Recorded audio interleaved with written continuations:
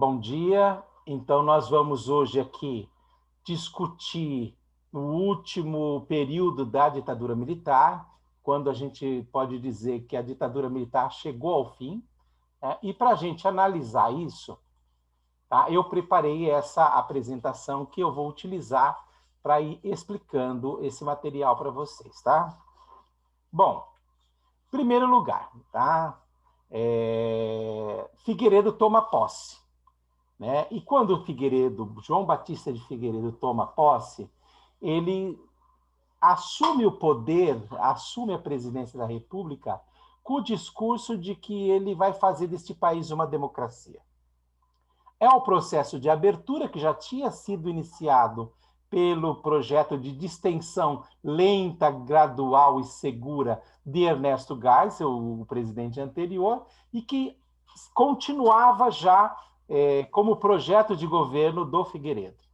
Figueiredo era muito conhecido pela sua paixão por cavalos. Né? Tem até uma música que se chama Upa, Upa, Neguinho, falando do neguinho na estrada, que está no cavalo, e cavalga, na verdade, fala de Figueiredo. Tá? E o Figueiredo, ele tinha uma preocupação. O que era o entendimento de abertura do Figueiredo? Ele queria abrir para que houvesse uma grande participação e a esquerda novamente tivesse o poder na mão e tivesse um pouco mais de presença? Não era essa a questão. Ele não, o entendimento dele de abertura e de reabertura era de reduzir alguns aspectos autoritários do governo, mas sem ceder poder para a oposição. Então, havia uma intenção de começar a resgatar alguns princípios democráticos, mas não queria perder os dedos, né? Então, assim, entrega-se os anéis para poder preservar os dedos, né? Então, ele vai aproveitar também das divergências que existiam, inclusive, na esquerda e na oposição de uma forma geral, para ir controlando essa situação e ir fazendo essa abertura, né, lenta, gradual, segura, na concepção que os militares haviam construído ali desde Geisel. Esse era um período em que estavam acontecendo muitas greves, tá? A oposição estava crescendo, surgiram as greves operárias no ABC Paulista. Essas greves, eu falo de ABC Paulista, eu estou me referindo àquele cinturão industrial que tem ali, na região de Santo André, São Bernardo do Campo, né, São Caetano do Sul, Diadema. É uma região bastante industrializada, porque no período aí, que foi o período principalmente de Juscelino Kubitschek, quando começa a haver o investimento estrangeiro que vai criar uma série de montadoras de automóveis naquela região, e vocês sabem que o Juscelino investiu muito nessa plataforma, então toda uma indústria metalúrgica se desenvolve ali, tá? E aí as greves operárias elas acabam tendo um papel muito significativo nesse sentido. E dali do ABC vai se espalhar para outras cidades, para outras regiões, como Contagem, em Minas Gerais, né? E esse movimento ele vai estar acontecendo naquele processo, e aí cresce também o movimento pela anistia, né? Que o movimento pela anistia, de certa maneira, ganha corpo nas ruas. O que é o movimento pela anistia? Anistia é perdão. Então, a grande questão é a seguinte: tá, você está fazendo uma reabertura, está dizendo que vai redemocratizar o país, mas e o povo que foi banido do Brasil? Vai poder voltar? E aqueles que foram caçados, né? Por exemplo, caçados, vão poder retomar os seus direitos políticos? E aqueles que foram aposentados compulsoriamente do serviço público vão poder voltar para os seus cargos como professores universitários, como funcionários de carreira? Então, essa era a grande questão que estava colocada ali, né? E aí há um sentimento realmente de que não é possível você construir um processo de reabertura se isso não for revisto, tá? E esse movimento pelas anistias, ele pela anistia, ele vai ganhando corpo, não só dentro do Brasil, mas em toda a Europa, em toda a América. Então, vários exilados aí receberam apoio de movimentos democráticos, formou-se comitês por uma anistia ampla, geral e irrestrita em todo o mundo, até porque havia muitos intelectuais brasileiros aí pelo mundo afora, havia cantores, compositores, então Chico Buarque, Gilberto Gil, Caetano Veloso, esse povo todo, né, que tinha ficado exilado e que começava a voltar também nesse período. E aí tem uma discussão, né? Qual anistia? Né? Qual anistia? Por quê? Porque houveram vários comícios aí a favor da anistia nesse período. O tema, de certa maneira, foi incorporado pelo regime, mas a anistia que os militares queriam não era a mesma anistia que queria, por exemplo, a oposição. Se a oposição defendia uma anistia ampla, geral e restrita, os militares queriam uma anistia que fosse parcial, restrita, tá? E no final das contas eles conseguiram construir e consolidar uma anistia que acabou por perdoar os torturadores, né? E isso é um dos problemas da história do Brasil, gente, né? Porque aquela história, tem coisa na vida que você precisa de fazer uma revisão severa. Eu vou dar um exemplo para vocês. A Argentina, quando também passou por esse processo de reabertura política pós-militarismo, e vocês sabem que a ditadura militar na Argentina foi muito mais cruel do que o Brasil ainda, né? Uma das coisas que se definiu, por exemplo, é que precisava ter julgamento, precisava colocar os torturadores no banco dos réus e fazer uma severa, uma verdadeira releitura do que aconteceu, responsabilizando as pessoas pelo que haviam sido feitos. Isso nunca aconteceu no Brasil, né? Nunca aconteceu no Brasil, e muito das torturas que existem ainda hoje, aí, feitas por agentes policiais, muito da tortura que ainda existe nos porões aí das prisões por aí afora, ainda é produto um pouco dessa impunidade que ficou do passado, né? Ou seja, os militares queriam uma anistia, mas não queriam, né, alguma coisa que colocasse em xeque as suas ações, principalmente não queriam que colocassem em xeque as suas ações ilegais, tá? Muitas delas ilegais também, porque a tortura nunca foi feita à luz à luz da sociedade, né? Ele sempre foi nos porões da ditadura. E a anistia, ela vai ter mais com problemas, ainda que não seja aquela anistia sonhada pela oposição, né, e que tenha todos os limites. A anistia permitiu, com tudo isso, que milhares de pessoas perseguidas tivessem os seus direitos recuperados, pudessem retornar, né? Milhares de exilados começaram a voltar para o Brasil, né? Tem a história, por exemplo, de uma música feita na época e que ficou muito famosa, cantada cantada e interpretada pela Elis Regina, O Bêbado e Equilibrista, em que ela fala da volta do irmão do Enfio. O Enfio era um cartunista brasileiro muito importante da época, que escrevia nos jornais da imprensa alternativa, e o irmão dele era o Betinho, o famoso Betinho, um sociólogo, que foi um dos caras mais interessantes e importantes da história do Brasil. É esse que está aí na foto que eu deixei para vocês. E aí o Betinho retorna, né, e vai conseguir começar todo um trabalho aí, né, nesse processo de redemocratização, de constituição de uma sociedade civil mais organizada. Então é bem interessante. Formou-se aí uma lista de aliados. Nessa lista, vários líderes como Luiz Carlos Prestes, o grande líder do Partido Comunista Brasileiro, que havia sido tenente lá da Coluna Prestes nos anos 20 e que agora retornava. O líder trabalhista Leonel Brizola, né, foi um dos caras mais importantes da história do Brasil, né? O ex-governador de Pernambuco, Miguel Arraes, também. Então, vários desses líderes começaram a voltar, né, assim como intelectuais como Betinho, cartunistas, compositores, cantores, enfim, é um processo que vai começar, né, e que vai, de certa maneira, arejar a sociedade brasileira.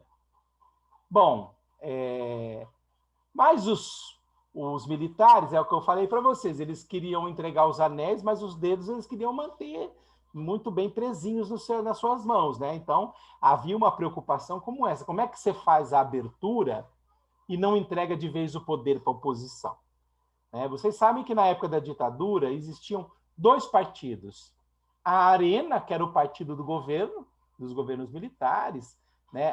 Partido de civis, mas civis que apoiavam a ditadura no Congresso, apoiavam os presidentes militares, e havia a oposição consentida, que era um MDB, Movimento Democrático Brasileiro, que, na verdade, era um verdadeiro balaio de gato, onde cabia de tudo, né? No MDB, você tinha gente que era, por exemplo, do Partido Comunista, mas que não pôde ficar nesse para poder disputar as eleições, precisou ir para um partido consolidado, né? Então, o que vai acontecer?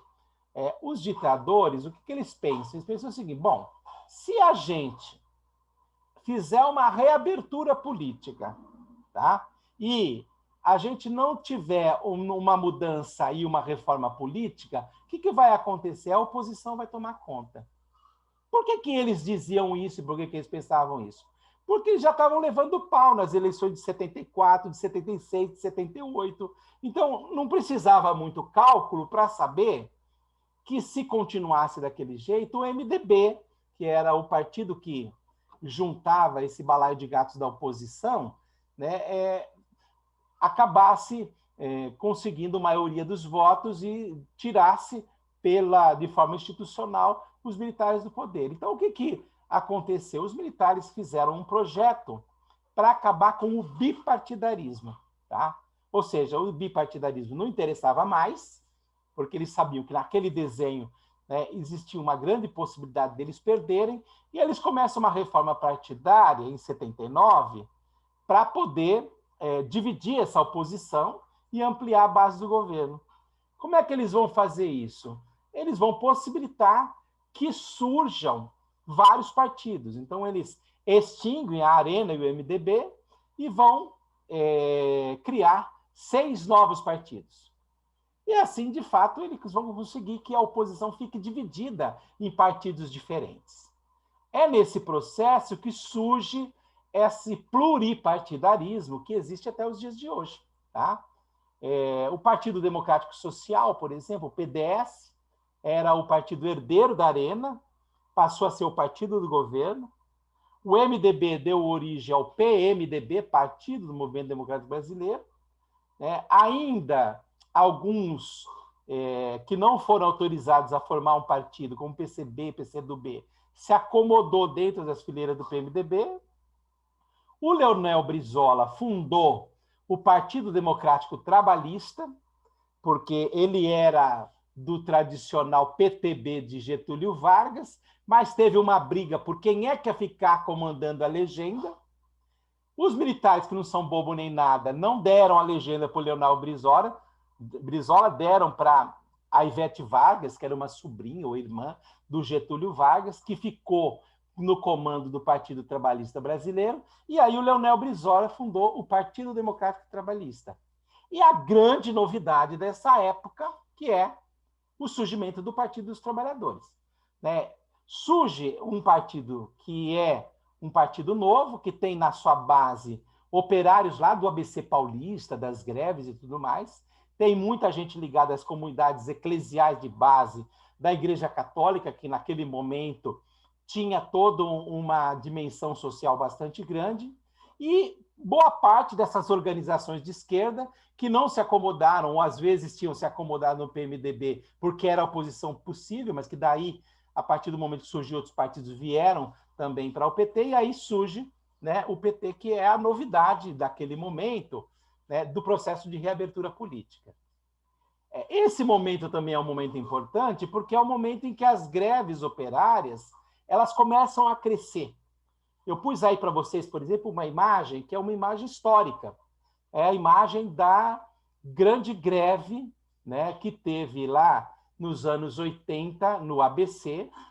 Essa assembleia de trabalhadores foi no estádio da Vila Euclides. Então, você imagina, você tem que fazer a assembleia no estádio de futebol, tanta gente que tinha para participar desse processo. E ali eles definiram que iam fazer uma greve, que começou na Scania e depois se espalhou para outras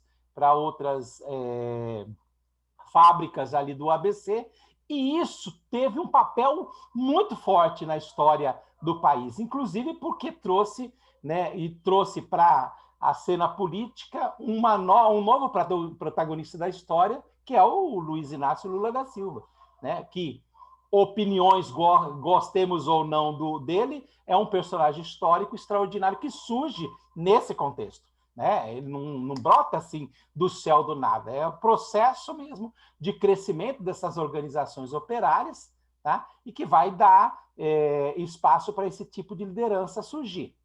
Isso acontece também, gente, porque naquele momento a situação estava complicada.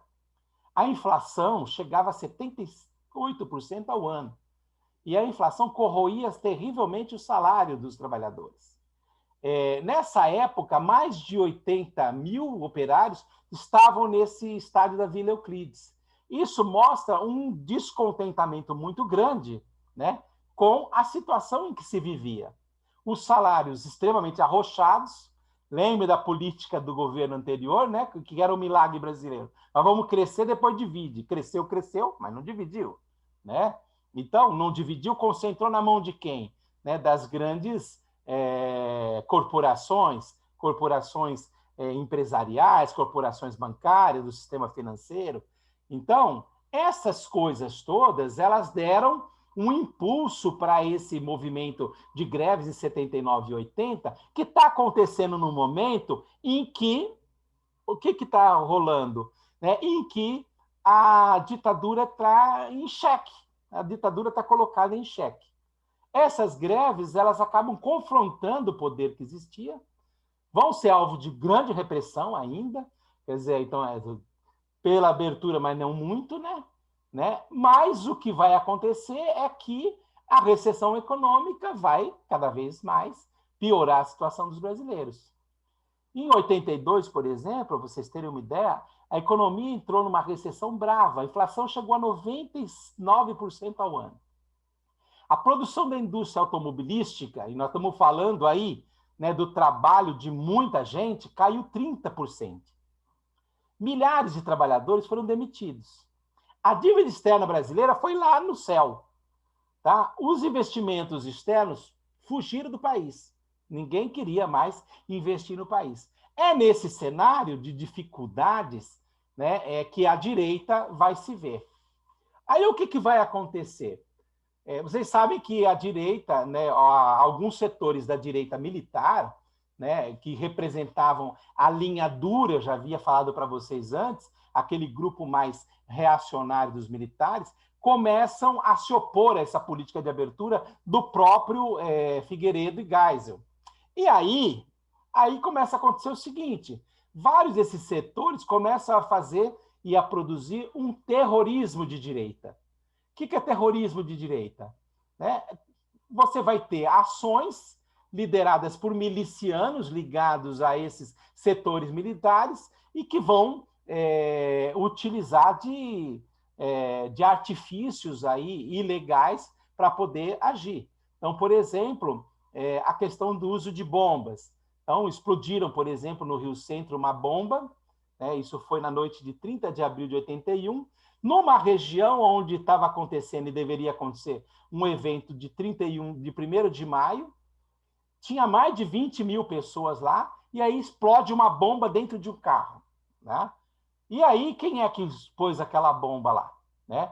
A bomba maior explodiu quando descobriram que quem morreu junto com um acidente e, portanto, havia levado a bomba para lá, era um general, um coronel das Forças Armadas, enfim. Quer dizer, ficou evidente, né, que era o pessoal da linha dura. O que foi aumentando uma temperatura ambiente na época.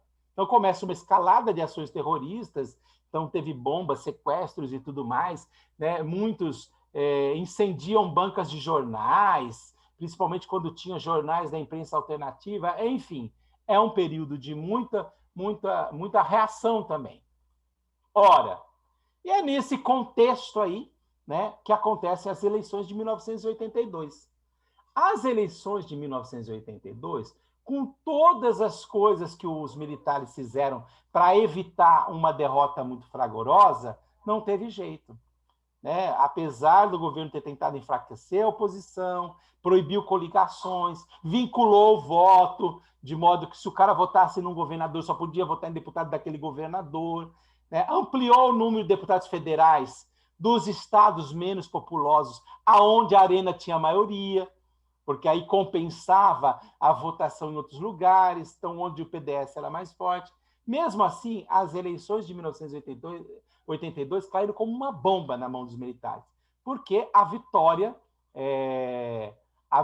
do PMDB e a vitória da oposição não se fez sentir muito claramente. Tá?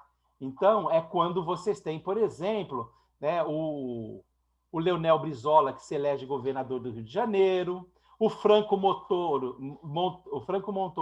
que era do PMDB, se elege governador do estado de São Paulo, Tancredo Neves se elege governador de Minas Gerais. A oposição venceu em 9 estados, inclusive nos 2 maiores eleitorados do país, que são São Paulo e Minas. Por que são os 2 maiores? Lembra da história da política café com leite? Então, essas coisas é que eu vou explicando isso. Né? Então, o que vai acontecer? A oposição passou a governar, por conta de governadores e deputados estaduais federais, a maior parte da população do país. Isso foi jogando água no plano de uma abertura um pouco mais lenta que pretendia os militares. E nesse contexto começa a famosa mobilização, chamada mobilização pelas diretas já, que foi a maior mobilização de massas da história do país, nunca superada até os dias de hoje. Tá? Eventos extraordinários, né? Que juntaram milhões de pessoas nas ruas, né? E que deram o tom de uma mudança significativa. Essa foto que vocês estão vendo, por exemplo, do lado direito, ela é uma foto que foi tirada para um dos jornais da época, se eu não me engano, Folha de São Paulo, e nessa foto vocês têm um detalhe, essa foto ela mostra um detalhe da Praça da Sé, no dia 25 de janeiro de 1984, quando aconteceu um primeiro grande evento dessa natureza. Vocês estão vendo do lado esquerdo, aquela ali é a Fafá de Belém. Né? A Fafá de Belém, ela aparecia nos discursos, ela foi meio que a musa das diretas já. Então, muitos artistas, muitos intelectuais participavam. Essa pombinha que aparece ali não é por acaso, porque a pombinha, ela é símbolo da Anistia Internacional, tá? E isso trazia a ideia da paz e tudo mais, então tem toda uma questão. Então, assim, a bandeira das diretas já, que foi uma bandeira para que a população voltasse a eleger diretamente o seu presidente, bandeira de um senador do Nordeste, Antônio Vilela, e que depois foi crescendo, e que propunha uma Assembleia Constituinte, a moratória da dívida externa, enfim. Nós estamos aí no momento em que o povo toma as ruas e a situação exige mudança significativa na história do país. Surge a campanha das diretas já, né, onde a população vai para a rua para pedir para votar para presidente. Então, vocês estão vendo aí até um material da época, né, chamando para os comícios. Então, tinha a campanha, olha lá, eu quero votar para presidente. Vem exigir seu direito no grande comício das diretas. Então, esse aqui, por exemplo, foi o convite distribuído para o comício do dia 25 na Praça da Sé.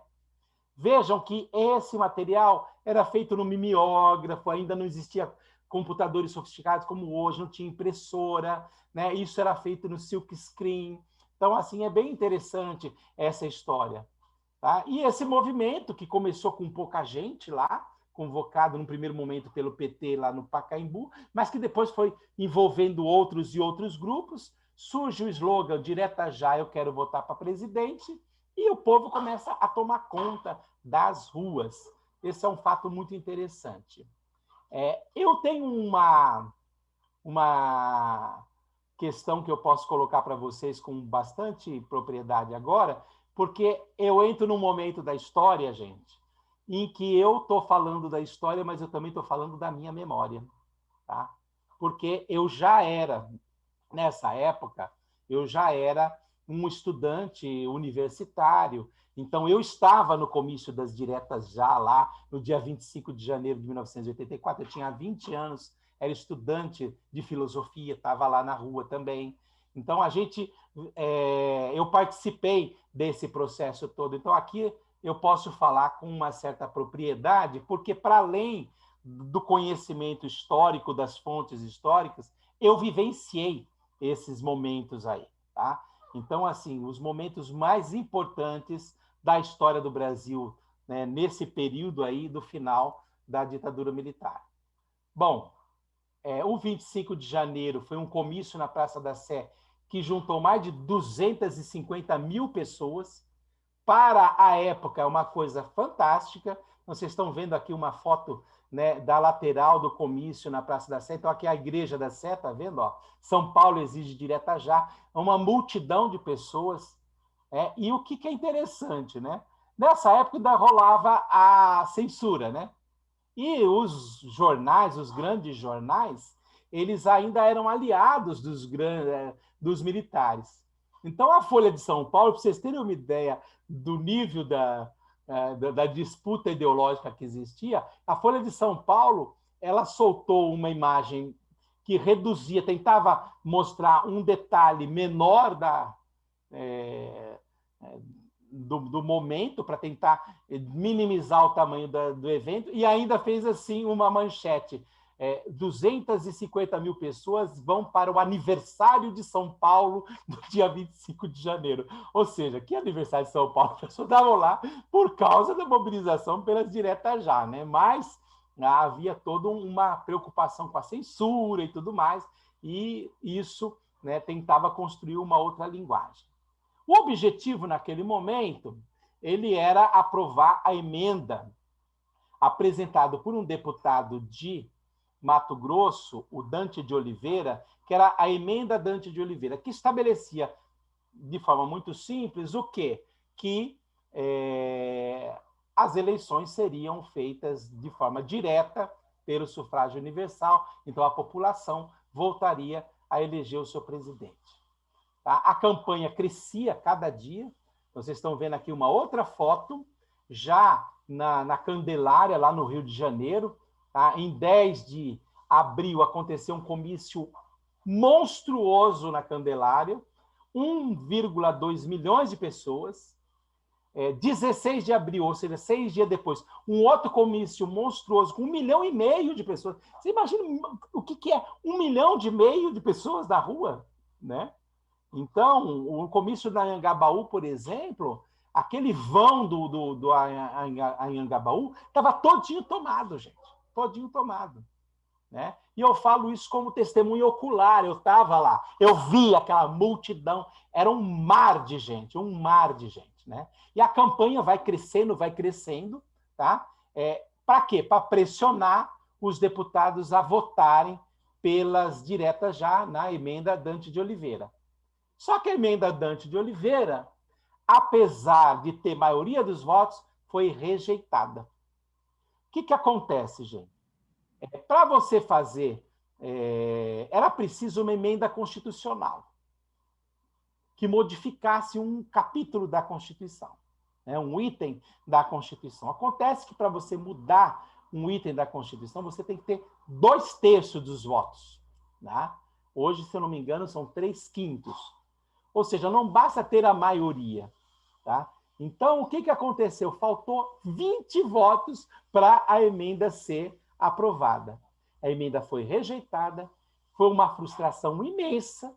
O país todo, vocês imaginam o país todo frustrado, amanheceu no dia 26 de abril numa tristeza profunda, era visível isso daí, tá? Por quê? Porque não teve não teve eleição direta, a eleição continuou indireta, mas mesmo assim no colégio eleitoral, logo depois, o Tancredo Neves derrota Maluf com uma certa folga indiretamente, tem 480 votos contra 180 de Maluf, que era o candidato, no caso, do governo. Só que aí acontece uma coisa. E no discurso da vitória, o Tancredo Neves já anuncia que vai convocar uma Assembleia Constituinte. Porque o Brasil estava vivendo uma verdadeira revolução. E isso exigia uma nova Constituição, novas regras. Tá? Era a ditadura que estava acabando e era preciso uma nova institucionalidade política. E aí ele anuncia a convocação de uma Assembleia Constituinte. Só que o Tancredo Neves é aquele cara que ganhou, mas não levou. Tá? Ele teve uma doença, tá? E ele faleceu antes de tomar posse. Quem tomou posse foi esse cara aqui da direita, né? Que é o José Sarney. Vocês podem ver que tem os três grandes aqui, ó, dentro desse processo, que é o Ulisses Guimarães, que está aqui no centro, o grande comandante de todo esse processo dentro do PMDB, e que se tornou o presidente da Câmara, que vai fazer a Assembleia Constituinte, que vai dar origem à Constituição de 88. Do lado esquerdo dele está o Tancredo Neves, governador de Minas, que havia sido eleito. Atrás deles, vocês podem ver que tem aqui o Franco Montoro, que foi governador de São Paulo na época. Aqui também a gente vê o Sarney. Este outro que está aqui do lado, com esse aparelhinho de som aqui no ouvido, eu não lembro, não consigo saber se é o Dante de Oliveira. Né? Parece o Dante de Oliveira, mas eu não consigo reconhecer aí por essa foto, não. De qualquer maneira, o Tancredo ganhou, mas não levou, porque ele faleceu antes, foi uma tragédia, ele faleceu, foi uma tristeza muito grande no Brasil nessa época. Vocês sabem que a morte ela sempre traz uma grande comoção, principalmente dessas celebridades. E aí, logo depois, o Sarney assume com o compromisso de dar continuidade ao processo. Em 15 de abril de 1985, o Sarney assume, né? Ele que tinha sido um ex-governista, né? Assume a presidência, jura, evidentemente, cumprir a Constituição e se torna o primeiro presidente civil, né? Depois já é o momento final da ditadura militar. Tem uma coisa interessante, os militares eles se sentiram traídos pelo Sarney. Para vocês terem uma ideia do que isso significa, os militares não entregaram a faixa presidencial. O Figueiredo se recusou a passar a faixa presidencial para o Sarney. Ele teve que assumir lá no Congresso Nacional e o João Batista Figueiredo saiu pelo fundo do palácio, né, para não entregar a faixa para ele. Então, assim, não foi muito tranquilo esse fim da ditadura, né? Os militares não estavam contentes com a situação, mas assim que a história do Brasil chegou nesse ponto. E assim surge a nova república. Esse é o último capítulo da história da ditadura militar.